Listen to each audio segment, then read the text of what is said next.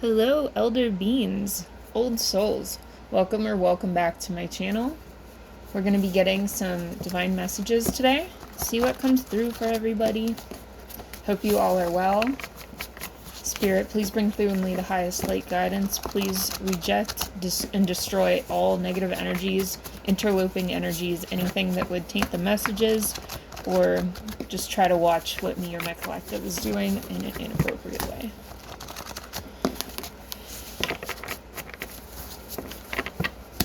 Please tap me into the collective energy. Tell us what we need to know today. Oh, I'm seeing a chalice. Holy Grail, alright?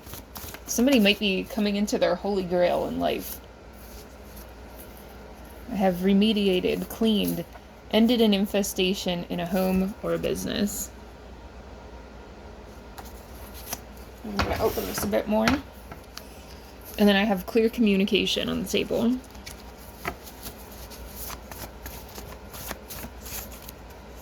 Something has come to an end. Trapdoor spider. You guys have avoided a trap by clearly communicating about what you are seeing, not letting anyone gaslight you. This is clearing your throat and saying no. This trapdoor spider is a person that was inviting you into a situation or karmic cycle, and they were going to shut the door, and, well, some bad things were going to happen that we can't talk about on the internet. Alright. We have poltergeist, noisy, active, physical. So this particular energy is from the trapdoor spider, and this is spirit, like, doing things in the physical to get your attention. There were a lot of interventions spiritually in your life to get you to this point where it's like, do not go in the trapdoor. Your life will be over if you go in the trapdoor. This is very physical for a lot of you. Not everybody. But, I mean, this dark night of the soul that Spirit brought in to get this message to you was rough. There was somebody that was planning on driving you to end yourself. And I'm hearing planning on it. So this was an attempt on your life, but it was an attempt from somebody who was unwilling to do the work themselves. This is somebody who didn't want to get their hands dirty, right? It's a foul type of energy. And it's cowardly. And this happens quite a lot with people who are very conniving, who target others. Often for very personal and bizarre reasons, in my experience. Slander from an older family member when you were still a child. Don't touch me. And then the blank card. There might be blank holes in somebody's memory. We're not going to dive too far into that. I don't want to trigger anybody in this reading. However, this older family member is behind this. There was always too much or too little attention from this person. It was not quite right. This person doesn't regret anything. And they just want you to accept the situation. For a lot of you, sexism is involved. And it says try again later. This try again later energy is the trapdoor spider, like, letting things cool off. And they're like, yeah, I'll come back and test the waters. I'll take your temperature in a few years and see if you'll talk to me. No matter where you are, I feel like I can come back in, is what this person is saying. I'm tapping into their mental state right now. This person is very calculated, and they may lack emotions, genuinely. They're somewhere on the dark triad kind of spectrum, I guess. If you're not familiar with that, you might want to look into that. Let me think. Dr. Ramani is really, like, a really good YouTuber who talks about this. She's a PhD psychologist, and she discusses specifically, like, people that are narcissistic, toxic relationships, and people in the dark triad type of spectrum, and how those relationships play out in a very, like, down-to-earth kind of way. I find her very easy and approachable to understand, and not as clinically clinically dry when she's explaining things. So if you guys aren't familiar with that, you may want to be. Alright, there's this energy that was around you from a young age of, like, nobody holding space for your emotions, and it's always, well, get back to work. Get back to what you were doing. Don't worry about it. Don't pay attention. Mind your business. Speak when spoken to. Go do your homework. The adults are talking right now. Alright? And then I have daughter. Okay? So you might be the daughter. You might have a daughter now, and this is bringing this up. It could be that someone's daughter is involved here, okay? There also could be a racial component as well. I just saw that pop out of the deck. So this could be like a split family type of situation as well. Where like one side is racist and the other side isn't, or something like that, okay? One of my ops casually driving past the window. Excellent.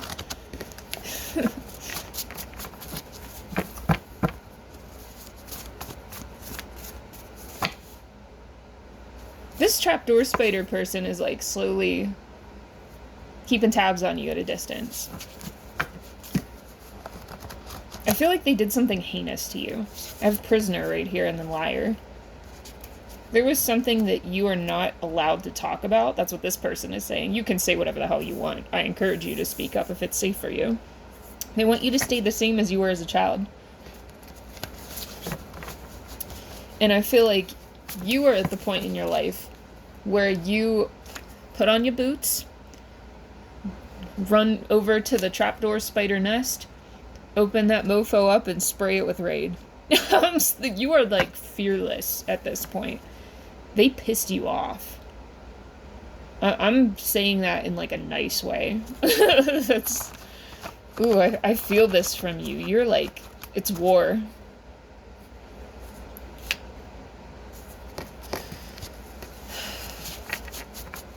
They backed off. After you called out what they were trying to do to you with this clear communication, you ended this infestation. Isn't that funny? The ended an infestation card came out with the trapdoor spider. I've never seen those two come out together.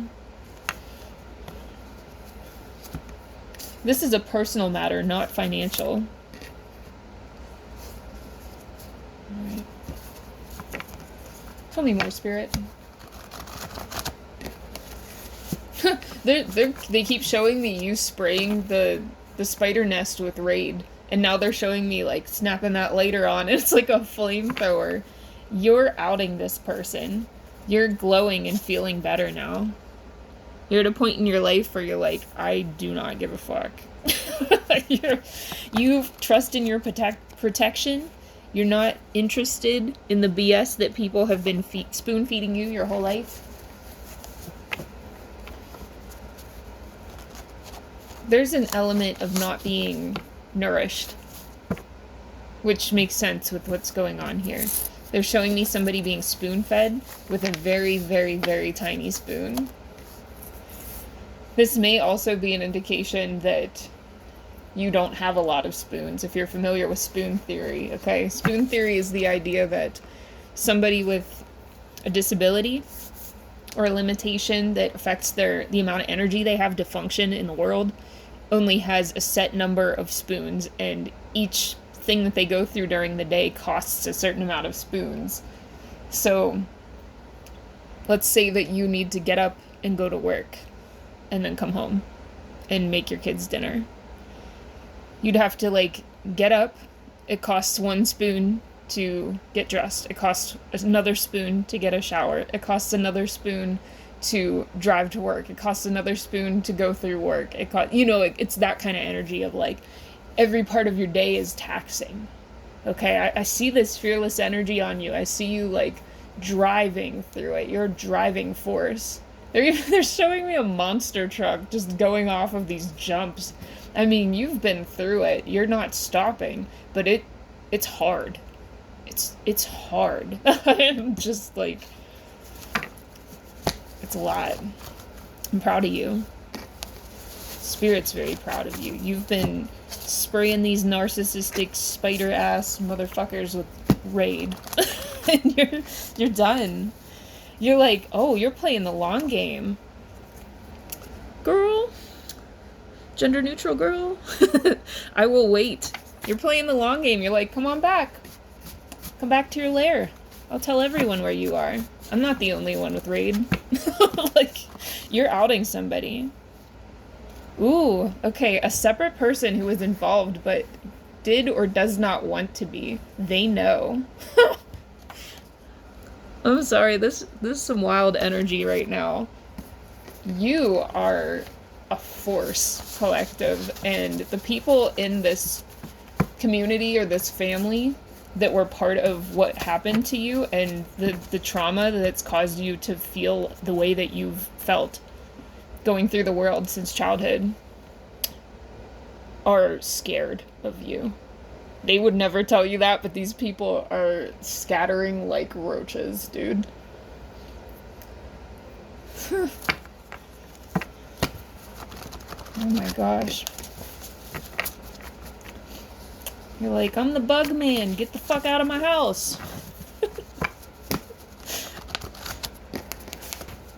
I got all the time in the world. This is badass energy, collective. You're not gonna stop. You have an army of archangels behind you. It's like, I'm seeing Archangel Michael and Archangel Gabriel here, because Archangel Gabriel is like on point with keeping your communication what it needs to be to speak over your life and speak over these people's lives for justice, because you're removing an infestation by doing this. These are people who have preyed on other people besides you and other children as well. Yeah, these people destroyed safe spaces and now they're avoiding you. And I see Archangel Michael standing behind you, and he doesn't even have his hand on the hilt of his sword. He's like, you got this. I'm just here if you need me. Like, that's badass. I've never seen that when I tap into this energy of just Archangel Michael's like, I'm just chilling, bro. Like, I'm here. I got popcorn. And Archangel Gabriel's to the side, like, holding a megaphone, amplifying you across the ethers. In the Matrix. Back of the card, collapsing and exiting the Matrix. Tell me more.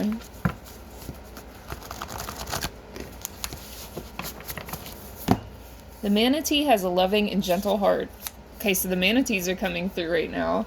And this is a fascinating energy to come up with you as the exterminator, right? You're like on some John Wick shit out here, taking out predators. The dirtiest, filthiest energies, you're outing them. But you're doing it in a loving and peaceful way. You're coming from an energy of love in your heart, where you're like, I'm preventing this from happening to another human being. Or another animal, because there's some of that too. Okay? I'm never letting this happen again. Some of you might have even seen something like an echo of what happened to you starting to happen to somebody else. And you were like, that's it. Like, I'm putting on the exterminator backpack. Let's go. Oh my gosh. You've outed the people who don't actually like you and you do not care. Yeah, they don't actually like you and gossip. And I have clear yourself in reverse because you're clear. You're super clear. You are crystal, man. You're sharpened crystal. You don't want these people's applause. I'm getting like Rick and Morty energy. Your boos mean nothing. I've seen what makes you cheer. Every breath I take without your permission raises my self-esteem. You don't want the approval of people like this. It's a win to not be approved of by people like this. And that's where you are coming from. You have this fearless, fiery heart, and it's like they tried to make you dead inside through the things they did to you. I'm seeing somebody with like a fossilized heart center for so much of their life, just true misery. You came up against death multiple times, and I'm seeing you having conversations with death. And this can be, take it however you want, literal or metaphysical. But you had conversations with death where it was like, do you want to go? And you're like, no, but this sucks a lot. And I feel like this was a daily, maybe even hourly conversation for you at one point in your life. These people knew that. Who do you think was calling death into your life? But you know what? You guys became friends with death. Death became like your grandmother. That's what I'm hearing. Death became your grandmother. And is like, I'll stand behind you too. You say when it's your time. What are you here to achieve? No evidence. Doesn't exist. You're on the trail. Spirit is like sending you out to find evidence. It says doesn't exist, but that's what you were told. I'm seeing somebody like walking paths in the woods. What'd I say about Crystal? Did I not say this? And then clarity about all the people who pretend not to hold a grudge against you. You had to pretend not to hold a grudge against these abusers to survive. Some of you had to bring prey up to the trapdoor spider's nest to survive. And Spirit wants you to let go of the guilt and the sabotage energy towards yourself and the trauma that you're carrying from that, because that is not yours. Yeah, you were trying to rescue yourself. It says rescuing, taking something on as a project, responsibility. You might have even moved into this rescuer energy as survivor's guilt and weaponized that against yourself. And I think you guys are aware of this. You wouldn't get to this crystal clear place, this infuriated, righteously infuriated place, without clarity on yourself. The energy that you went from, people would not believe. You might have told people little fragments of your story, and it's like they looked at you and they couldn't see it on you. They might not have believed it happened, some of them. Not that they thought you were a liar, but it's just like, there's no trace anymore. I think that you guys feel like there's a trace. But just because you're leaving footprints behind doesn't mean that you're carrying this, like, trace of the past on you. It's like you're leaving it with each step. You're leaving it for other people to kind of follow behind and see. For some of you, if you have social media, people have seen the progression. For some of you, people have seen the progression in the ways that you show up. Or don't show up. You have been dealing with demons in meat suits.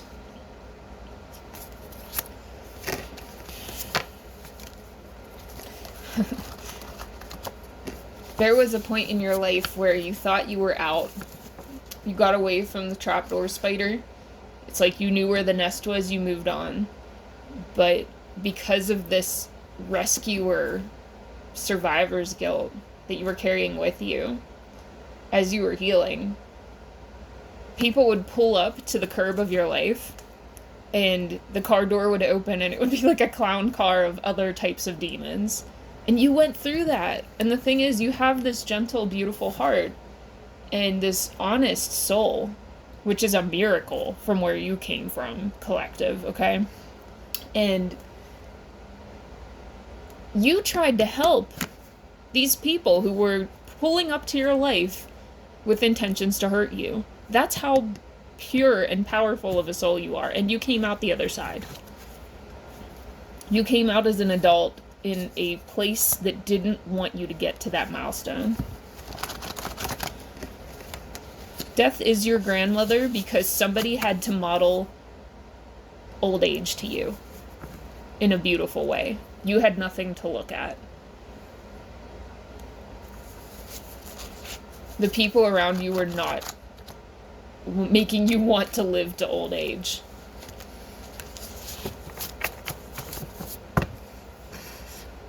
Death is showing up as your grandmother with this energy that wants you to, like, value every second that you're alive and see it as the gift it is. And I think that you are getting there.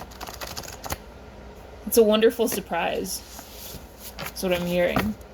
Even having this righteous anger and, you know, bearing this, like, sword of truth through your life and bringing this exterminator energy, that's a calling for you because of what you experienced. But you have this beautiful life path ahead of you too. And your calling is not going to take from that.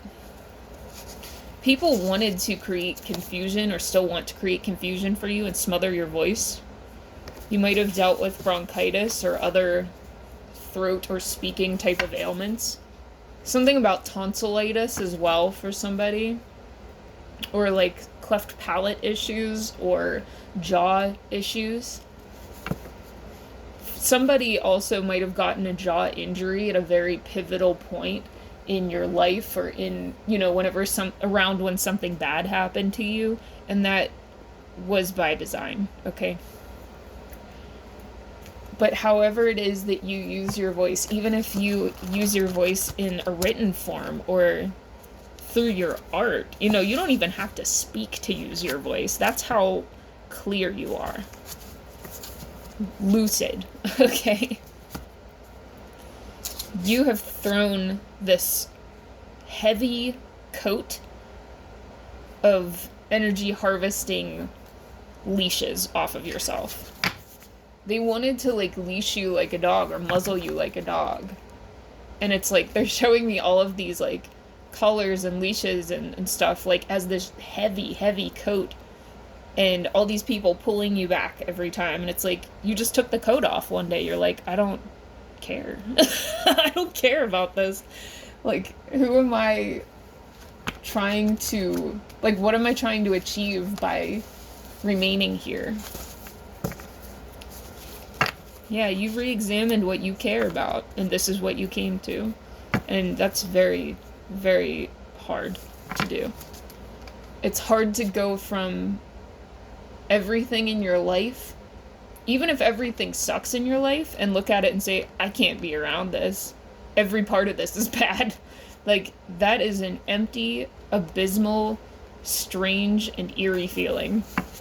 And I want you to recognize yourself for that, because you chose the unknown, and you jumped, and you did what you were asked and called to by Spirit. There might have even been points where you felt like you were an imposter.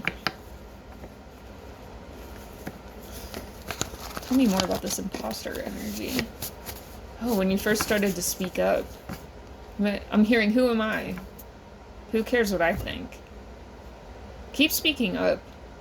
I mean, even if you are not speaking up to a group, per se, the people you do speak to are echoing what you're saying. They're carrying that frequency forth. And it's like a controlled fire. You know, you light the fire and it spreads.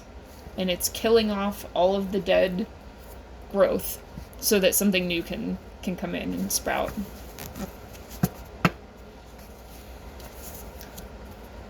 Hawks are circling, vultures are circling, something is ending. Death is your friend, death is your grandmother, okay? And every part of nature's cleanup crew is for you. Alright? The vultures help us to digest the most toxic, disgusting shit that we experience in this life and make it into pure life force. They're the, like, #1 alchemists. They're super strong alchemists in the physical, so of course they are, like, masters in the spirit, right? And connecting with them is really going to help you. I think a lot of you already connect with them. Some of you might also work with bones or have an interest in taxidermy or something like that. Me too.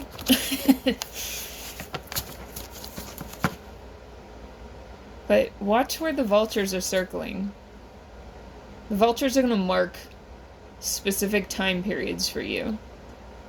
The vultures work with time for you, okay? It's not about the physical location that they're circling. It's like, whenever they circle, take notice of what Spirit's trying to tell you. They're bookmarking a specific energy frequency and a time period for you to tap into. Things are not as they seem. Coyote energy and crow energy. Things might not seem correct yet. I mean, when you came into this reading, when I tapped into your energy, it was war. It was straight war, and I think you have to open with that energy to protect yourself in the environment that you're still navigating, collective, and that's okay. But keep in mind, like, all of this stuff that you've had to embody, and you are embodying to protect that beautiful, gentle heart of yours, is totally valid. But I feel like you are much more protected than you realize as well. Coyote talks about not obsessing over planning the future, because things are going to turn out just as good or better, but very different than how you're imagining. And Crow is going to tell you how it is. There are things you are still uncovering about yourself and that you are still learning about yourself that you may or may not want to hear or feel ready to hear. But that's okay. That's just part of coming through incredibly detrimental trauma and coming through multiple encounters with death and through very deep spiritual death. You know, all of this death energy is not something to be sad about or mourn about necessarily. This is like the shamanic initiation. You have a story to tell and you have an energy to bring. And you can choose to do that. You've come through the initiation. You chose to stay here. Now go get it. Decide what you want to do with this energy. Be honest with yourself in your investigation of self, but don't linger on the self-flagellating parts of it, or the survivor's guilt part of it, or even the intense rage. Because whenever somebody or something comes for your life repeatedly in the way that I'm feeling in your energy, of course you're going to feel rage. Rage is there to defend boundaries. And you grew up in an environment with none. It's very hands-off, very tactful, I'm hearing. You had to be very tactful and very cunning to get through the things that you had to get through. And whether or not other people saw this, I see it. And you see it, and Spirit sees it. And whenever you start talking about the things that you went through in detail, if you choose to, people are going to see it. Because you wouldn't be able to discuss these things in the depth and with the prowess that you can now without having experienced it. Even if they can't sense it on you, right? It's like as soon as you start talking, suddenly people can see the footprints behind you. They can see where you are coming from, and they're like, oh my god, you came from there? I wouldn't have known that. And it's going to change the way people perceive their own struggles as well.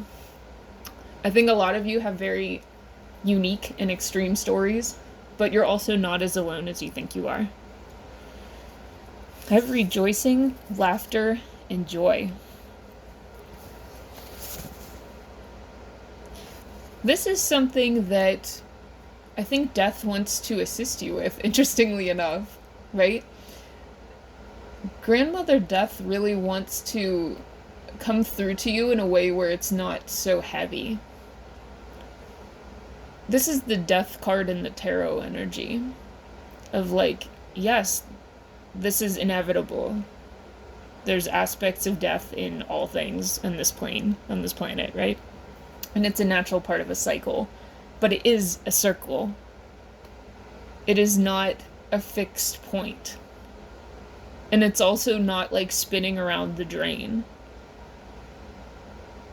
This is the controlled burn, and you've already gone through the burn. You can be the exterminator when you need to be, but that's no longer going to exterminate, like, parts of your life.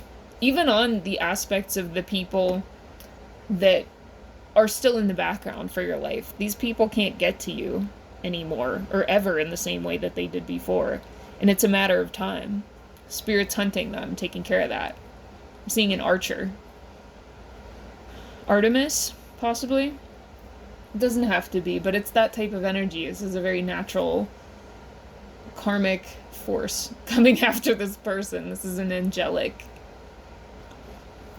Alright. But as I was saying, the controlled burn is over. And now the new things are beginning.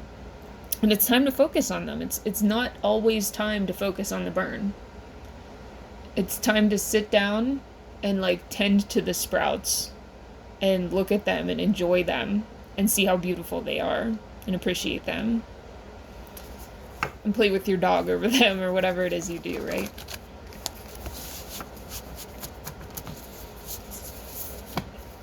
Even if you are still dealing with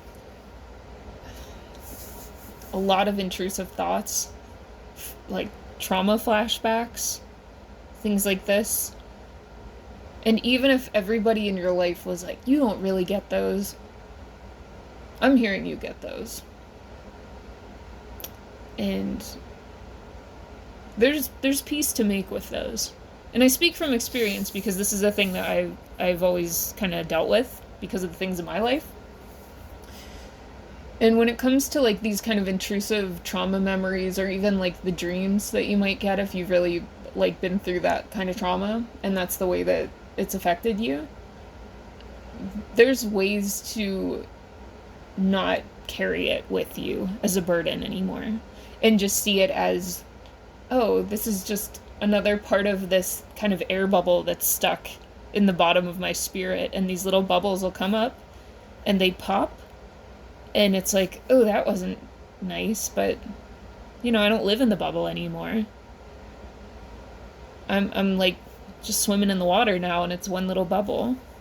It's not gonna be this gigantic, overwhelming, gaseous force that takes you in and sucks you in, you know. It's not like that anymore. Or it won't be if you're still dealing with that. The more you learn to sit with these things and do what you need to do to get through them, find whatever kind of supports you need, you know, obviously talk to a professional, you know, train yourself with service talk, whatever it is that you need to do. Cry it out. You're gonna have bad days, you're gonna have good days, but it is just one bubble.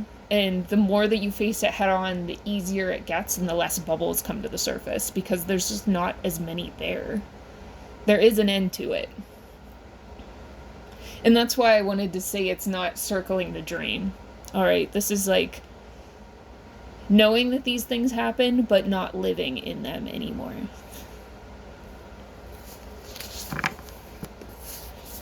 There's an energy of wanting you to be excited to go somewhere new because you want to.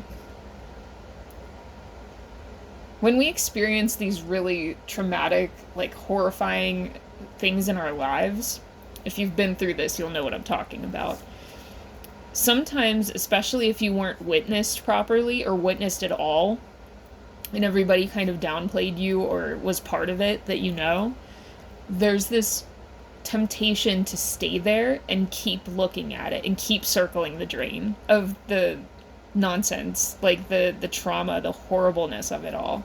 Because it's like, nobody made me a memorial for this part of my life. Nobody is celebrating that I exist and worried that that part of me died, right? And it can almost become you acting as this monument to yourself because nobody else helped you work through that.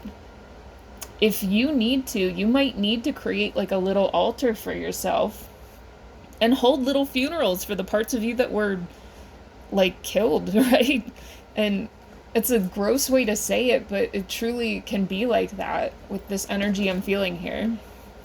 And I can honestly say, like, in my own experience, holding these little memorials for these traumatic parts of your life can really help move the energy, because sometimes, you know, I mean, for me, journaling doesn't always cut it. I think that has its place, but even as a writer, I don't feel like journaling is super helpful with this stuff. I think it can be really nice to, like, physically have something where you're like, you know, maybe some certain toy meant something to you, and you get something that looks like that, and you have that there, and you can look at it and be like, hey, there are still things in the world that are related to that. I can start to look at this again. And if it's just a part of your life, it just becomes less intense. You're not avoiding it anymore, right? I hope this makes sense for you guys. Whew, all right. Hey, you guys are badass. I just want you to know that I'm proud of you. I don't think you hear that enough, but maybe you should start saying it to yourself, too. You guys are truly badass. The spirit is showing me how freaking badass you are. And you have some really, really powerful forces behind you. The wind just started blowing really strongly when I said that. So you're in control now. Things are different for you. Just remember, you're the exterminator for all this fuck shit that came for you. You're in charge now. Don't let these things scare you. The roaches might run around in the background, but you're not living in the roach house anymore. Alright? I love you guys. I hope this resonated for who it's meant to. I'm actually going to take this to Patreon. I'm going to do an extended of this one, so you can look out for that in the next, probably like day or two. Sometimes, it takes a long time for the videos to upload, but hopefully by tomorrow at the latest, from the time I upload. And, you know, I'm sending you guys lots of love and courage through this. Now, if you guys would like to book with me for a personal reading, energy healing, or animal communication, you can do so through my website. That's the only place I'll book with you. Don't get scammed, okay? There are scammers that pretend to be me. I also have a Patreon, like I mentioned. You can find that below, in the text below. And I have an art shop that I always forget to talk about. I'm trying to remember. And some of that stuff is actually on sale right now, so you can check that out and see if you like any of it. I'm sending you guys lots of love, and I'll see you in the next one. Bye.